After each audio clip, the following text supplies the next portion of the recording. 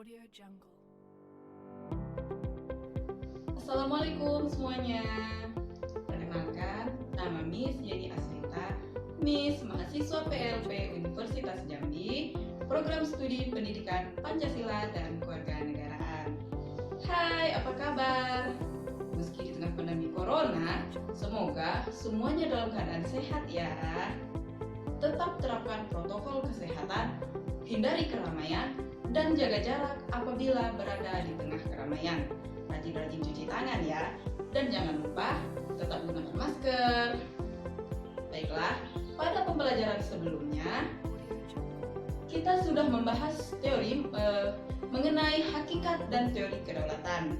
Nah, pada pembelajaran kali ini kita akan membahas mengenai bentuk dan prinsip dari kedaulatan negara Republik Indonesia.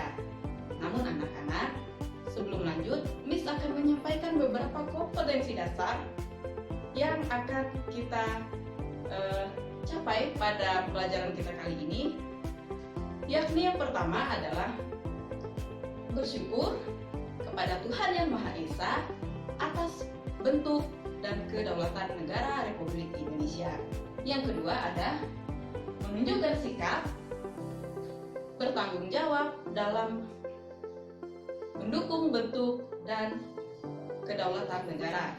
Yang ketiga anak-anak yaitu memahami ketentuan tentang bentuk dan kedaulatan negara Republik Indonesia sesuai dengan Undang-Undang Dasar Negara Republik Indonesia tahun 1945. Dan yang keempat ada memaparkan penerapan tentang bentuk dan kedaulatan negara sesuai dengan Undang-Undang Dasar Negara Republik Indonesia tahun 1945. Nah, selain itu anak-anak, ada juga tujuan yang akan kita capai pada pembelajaran kita kali ini. Di mana tujuan yang pertamanya adalah memahami bentuk dan prinsip kedaulatan negara Republik Indonesia. Dan yang kedua, tujuannya adalah membandingkan bentuk dan prinsip kedaulatan negara Indonesia. Dan yang terakhir yaitu menjabarkan bentuk dan prinsip kedaulatan negara Indonesia. Oke anak-anak, langsung saja kita masuk pada pembelajaran kita kali ini, di mana kita akan membahas mengenai bentuk dan prinsip kedaulatan negara Republik Indonesia. Baik anak-anak, pertama-tama kita akan membahas dulu mengenai bentuk dari kedaulatan negara Republik Indonesia. Nah, anak-anak, adapun landasan hukum yang melatar belakangi dari bentuk dan kedaulatan negara Republik Indonesia, yang pertama adalah pembukaan Undang-Undang Dasar Negara Republik Indonesia tahun 1945. Bunyinya adalah ini dia. Maka disusunlah kemerdekaan kebangsaan Indonesia itu dalam suatu Undang-Undang Dasar Negara Indonesia yang terbentuk dalam suatu susunan negara Republik Indonesia yang berkedaulatan rakyat. Yang kedua mengenai pasal 1 ayat 2 Undang-Undang Dasar Negara Republik Indonesia tahun 1945, di mana di dalam pasal 1 itu menegaskan bahwa kedaulatan berada di tangan rakyat dan dilaksanakan menurut Undang-Undang Dasar. Nah, demikianlah pelaksanaan kedaulatan rakyat ditentukan oleh Undang-Undang Dasar Negara Republik Indonesia tahun 1945. Nah, anak-anak, selain mengandung teori kedaulatan rakyat, negara Indonesia juga dipertegas dengan kedaulatan hukum. Adapun kedaulatan hukum yang mempertegasnya antara lain, pertama adalah dalam Undang-Undang Negara Republik Indonesia tahun 1945, yaitu pada pasal 1 ayat 3 dinyatakan bahwa negara Indonesia adalah negara hukum. Nah, selanjutnya yang kedua di sini yaitu pada pasal 27 ayat 1, di mana pada pasal 27 ayat 1 itu menyatakan bahwa segala warga negara bersamaan kedudukannya di mata hukum. Nah, kedua pasal ini menegaskan bahwa pelaksanaan kedaulatan rakyat oleh lembaga negara itu sesuai dengan Undang-Undang Dasar Negara yang bersifat mutlak atau tanpa batas. Nah, anak-anak, setelah kita mempelajari bentuk dari kedaulatan negara Republik Indonesia, kita akan mempelajari mengenai prinsip-prinsip kedaulatan negara Republik Indonesia. Ini dia. Di mana prinsip-prinsip kedaulatan negara Republik Indonesia yaitu antara lain: Pertama, ada negara Indonesia adalah negara kesatuan yang berbentuk republik. Selanjutnya yang kedua di sini ada kedaulatan berada di tangan rakyat dan dilaksanakan menurut Undang-Undang Dasar. Yang ketiga yaitu negara Indonesia adalah negara hukum. Yang keempat, presiden tidak dapat membekukan atau membubarkan DPR. Yang kelima, anak-anak, ada menteri-menteri diangkat dan diberhentikan oleh presiden. Dan yang terakhir ada ini dia, MPR hanya dapat memberhentikan presiden atau wakil presiden dalam masa jabatannya menurut Undang-Undang Dasar Negara. Baiklah, di sini prinsip negara kedaulatan memiliki hubungan yang erat dengan makna dari demokrasi itu sendiri. Di sini ada Abraham Lincoln. Ia mengartikan bahwa demokrasi itu sebagai pemerintahan dari rakyat, oleh rakyat, dan untuk rakyat. Jadi, di dalam negara demokrasi, rakyatlah yang memiliki kekuasaan tertinggi. Nah, hal ini itu sesuai dengan makna dari kedaulatan rakyat itu sendiri, anak-anak. Baiklah, kita ketahui bersama bahwa negara Indonesia adalah negara yang berdasarkan demokrasi Pancasila. Artinya apa? Demokrasi Pancasila adalah demokrasi yang dijiwai oleh nilai-nilai Pancasila, baik itu dari sila pertama hingga sila yang terakhir, yaitu sila kelima. Nah, demokrasi Pancasila sendiri itu merupakan demokrasi yang sesuai dengan bangsa Indonesia, karena demokrasi Pancasila itu bersumber pada tata nilai nasional, tata nilai sosial budaya bangsa Indonesia yang sudah melekat pada masyarakat sejak dulu. Nah, prinsip utama dari demokrasi Pancasila yaitu pengambilan keputusan melalui musyawarah dan mufakat. Artinya, musyawarah mufakat di sini adalah memberi atau mengambil keputusan berdasarkan kesepakatan bersama. Nah, selanjutnya ada juga mengenai nilai lebih dari demokrasi itu sendiri, di mana nilai lebih dari demokrasi itu adalah penghargaan terhadap hak asasi manusia dan hak minoritas. Baiklah anak-anak, selanjutnya keputusan dalam demokrasi Pancasila itu mengutamakan kepentingan seluruh masyarakat, bangsa, dan negara. Kelompok minoritas maupun mayoritas itu memiliki kedudukan yang sama di dalam demokrasi Pancasila. Berikut adalah perbandingan dari demokrasi Pancasila, demokrasi liberal, dan demokrasi sosialis.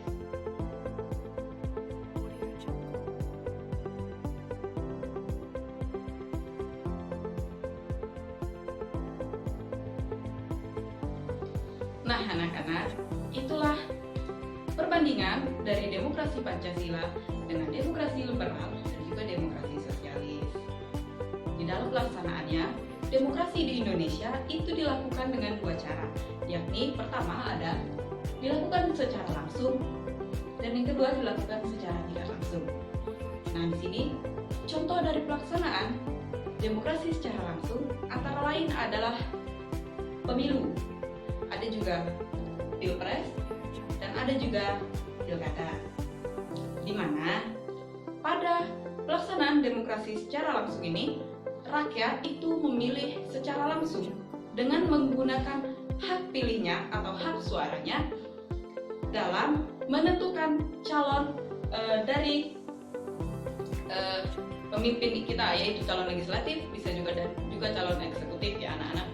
Nah, selanjutnya di sini mengenai contoh dari demokrasi tidak langsung anak-anak. Contoh dari demokrasi tidak langsung adalah adanya lembaga perwakilan rakyat yang bertugas untuk menyampaikan aspirasi masyarakat dalam pemerintahan. Artinya apa? Artinya rakyat tidak ikut langsung dalam menyampaikan aspirasinya melalui hak suara mereka masing-masing, tetapi di situ aspirasi masyarakat disampaikan atau disalurkan oleh wakil rakyat yang terpilih, yakni anggota dari legislatif itu sendiri, yaitu Dewan Perwakilan Rakyat.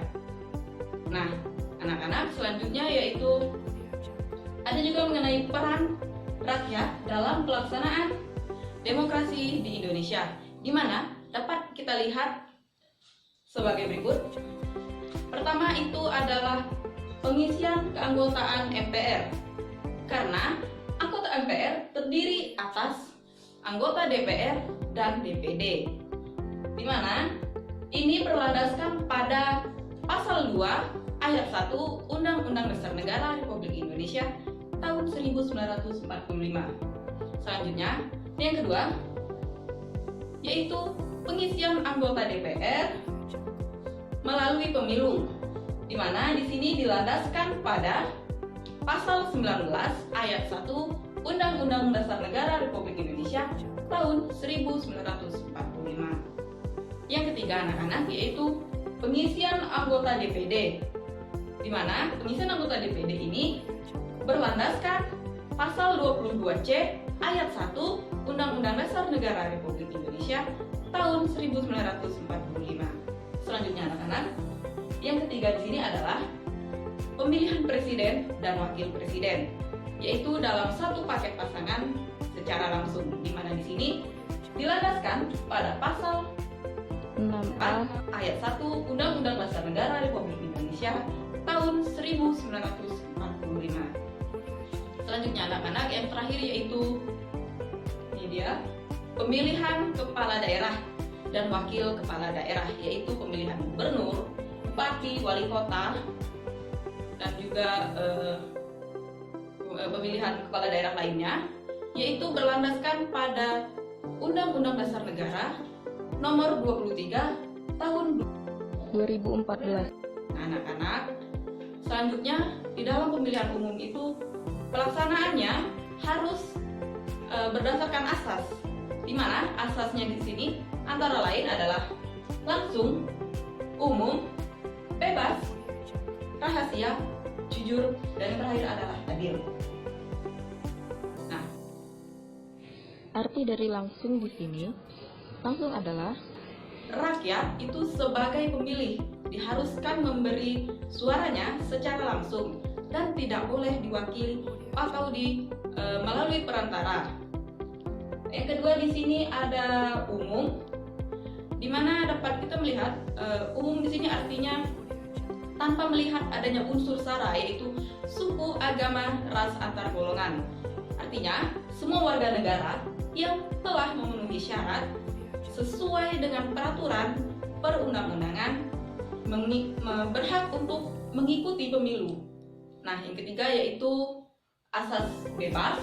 Artinya di sini pemilih itu memiliki kebebasan memberikan suaranya tanpa ada paksaan dan tekanan dari pihak lain. Artinya pemilih itu bebas menentukan pasangan atau calon legislatif atau eksekutif yang mereka yakini dapat atau mampu untuk menjalankan tugasnya nantinya tanpa paksaan dari orang lain, baik dari keluarga maupun dari masyarakat lain ataupun teman dan yang lainnya ataupun partai politik lainnya.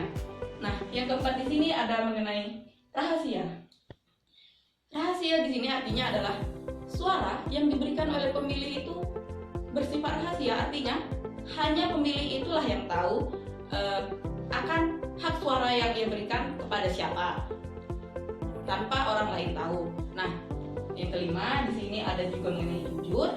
Jujur artinya orang yang terlibat dalam penyelenggaraan pemilu itu harus bersikap dan bertindak secara jujur, artinya tidak ada kecurangan, atau harus sesuai dengan peraturan perundang-undangan yang berlaku. Dan yang terakhir anak-anak, ada mengenai adil. Nah, adil di sini artinya setiap pemilih dan peserta pemilu itu mendapatkan perlakuan yang sama. Artinya semua itu bebas dari kecurangan pihak manapun. Berarti semua pemilih itu adil tanpa membedakan misalnya kepala desa ini dia harus lebih istimewa lagi memilihnya, atau masyarakat yang bawah itu harus lebih lain lagi. Bukan seperti itu. Artinya adil, semua masyarakat Indonesia itu sama haknya apabila kita menggunakan asas dari adil ini sendiri.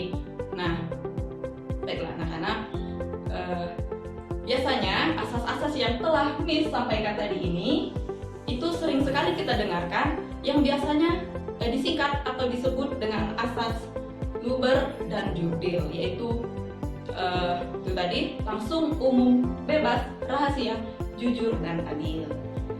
Nah, anak-anak, itulah dia pembahasan materi yang dapat disampaikan kepada anak-anak semua mengenai bentuk dan prinsip kedaulatan negara Republik Indonesia. Semoga anak-anak Miss semua dapat memahaminya ya. Nah, apabila ada pertanyaan, bisa anak-anak Miss angkat tangan untuk bertanya kepada Miss dan kita jawab bersama-sama. Dan semoga kita semua selalu diberikan kesehatan ya. Miss sarankan sekali lagi untuk tetap terapkan protokol kesehatan dan jaga kesehatan kita, jaga asupan gizi kita, asupan makanan kita, agar kita semua senantiasa sehat dan berstamina untuk menjalankan pembelajaran kita meski di tengah-tengah pandemi corona. Baiklah, Miss akhiri dengan billahi taufiq wal hidayah. Wassalamualaikum warahmatullahi wabarakatuh.